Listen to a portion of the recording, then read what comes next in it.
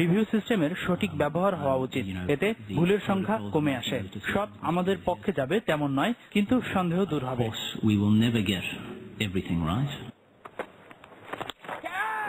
এদিকে ব্যাটসম্যানদের পারফরমেন্সের পোস্টমর্টেম করেছেন অজি কোচ ড্যারেন লেহম্যান। প্রথম ইনিংসে 11 নম্বর অ্যাস্টন এগারের 98 আর দ্বিতীয় ইনিংসে ব্র্যাড হেন্ডেনের 71 রানের কারণে লড়াইয়ে থাকলেও টপ এবং মিডল অর্ডারের ব্যর্থতায় নাখোশ অজি কোচ। লড়াই করে আমরা বুঝিয়েছি সহজে সিরিজ হাতছাড়া করব না, শুধুমাত্র গুরুত্বপূর্ণ মুহূর্তগুলোর সঠিক ব্যবহার করতে হবে। টপ অর্ডারকে আরো দায়িত্ব নিয়ে ব্যাটিং করতে হবে। আমাদের বোলিং ওদের ব্যাটসম্যানদের নিয়ন্ত্রণে রাখার ক্ষমতা রাখে। বৃহস্পতিবার লর্ডসে শুরু হবে দ্বিতীয় টেস্ট, যেখানে অপরিবর্তিত দল থাকছে ইংল্যান্ডের। তাহিদ আহমেদ, চ্যানেল 24। আসছে মৌসুমের আগে প্রস্তুত হতে সোমবার থেকে ক্যাম্প শুরু করেছে দুই স্প্যানিশ চিরপ্রতিদ্বন্দ্বী রিয়াল মাদ্রিদ ও বার্সেলোনা। প্রথম দিন ডাক্তারি পরীক্ষায় অংশ নিয়েছে রোনালদো মেসিরা।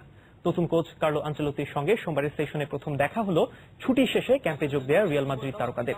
মেডিকেল চেক দিয়ে শুরু হয়েছে ক্যাম্প। এদিন ডাক্তারি পরীক্ষায় অংশ নেন রোনালদো, ওজিল, কাকার মতো তারকারা।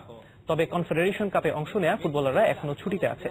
অন্যদিকে বার্সেলোনাও ডাক্তারি পরীক্ষার মাধ্যমে শুরু করেছে ক্যাম্প। মেসি, পুয়োলরা উপস্থিত হলেও নেইমার, জাভি, ইনিয়েস্তার মতো কনফেডারেশন কাপ মাতানো ফুটবলাররা ক্যাম্পে যোগ দেননি।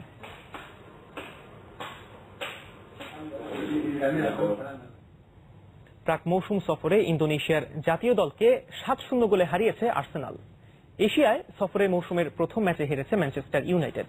ওদিকে দক্ষিণ আফ্রিকার প্রিটোরিয়ায় ম্যানইউর নগর প্রতিদ্বন্দ্বী ম্যানচেস্টার সিটিও মৌসুমের প্রথম পরাজয়ের স্বাদ পেয়েছে। দুই দলের দুই নতুন কোচ ডেভিড ময়েস আর পেলোগ্রিনি দুজনই হেরেছেন অভিষেক ম্যাচে। তবে ব্যতিক্রম আর্সেনাল। জাকার্তায় ইন্দোনেশিয়ান জাতীয় দলকে শুধু হারায়নি, বরং 7-0 গোলে উড়িয়ে দিয়েছে আর্সেন ওয়েঙ্গারের দল। মুসলিম রাষ্ট্র হওয়া সত্ত্বেও রমজান মাসেও দর্শকের কমতি ছিল না স্টেডিয়ামে। 19 মিনিটে গোলের খাতা খোলেন থিও ওয়ালকট। প্রথমার্ধে আর গোল হয়নি। বিরতির পর আকপম, জিরো, পডলস্কি, ওলসন আর এইসফেল্ড পরের গোলগুলো করেন। জোড়া গোল অলিভিয়ার জিরোর। এরপর ভিয়েতনাম আর জাপান সফর করবে গানাররা।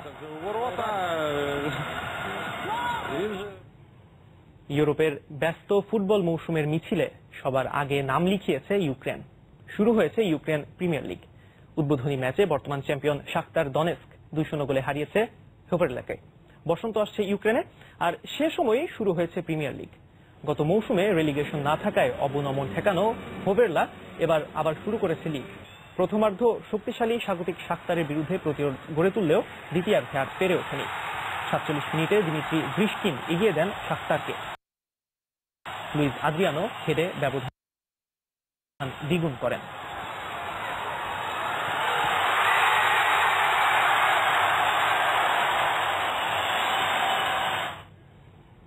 ডোপ টেস্টে পজিটিভ প্রমাণিত হয়েছেন সময়ের অন্যতম সেরা দুই অ্যাথলেট টাইসন গে আর আসাফা পাওয়েল।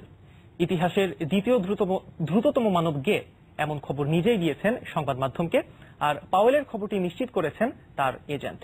কিন্তু ঠিক কোন ঔষধের কারণে পজিটিভ প্রমাণিত হয়েছেন তা প্রকাশ করেননি গে। শুক্রবার যুক্তরাষ্ট্রের অ্যান্টি ডোপিং এজেন্সি গে অভিযুক্ত করে।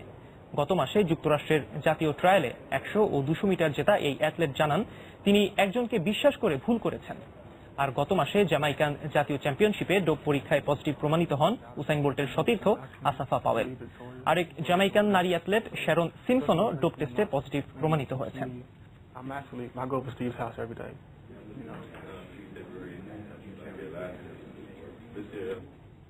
CONCACAF Gold cup.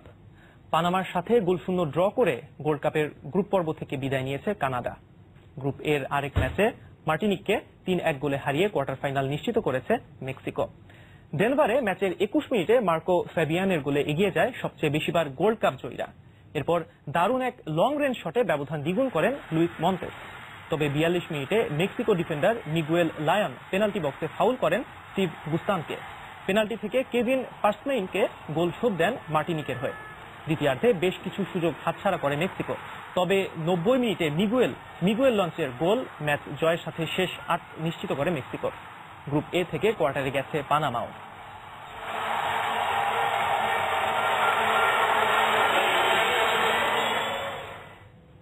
আর এরই সাথে শেষ করব নিউজ 24। তার আগে শিরোনামগুলো জানাচ্ছি আরেকবার। গোলাম আজমের 90 বছরের সাজা অপরাধ ফাঁসির সমতুল্য হলেও বয়স বিবেচনায় হয়নি। We are not happy. আমরা চিন্তা করবো আমরা আপিলে যাবো কেন। এই রায়ের বিরুদ্ধে আমরা উচ্চ আদালতে আপিল দায়ের করব। রায়ে আওয়ামী লীগ সন্তুষ্ট, প্রতিক্রিয়া নেই বিএনপির, হতাশ সুশীল সমাজ।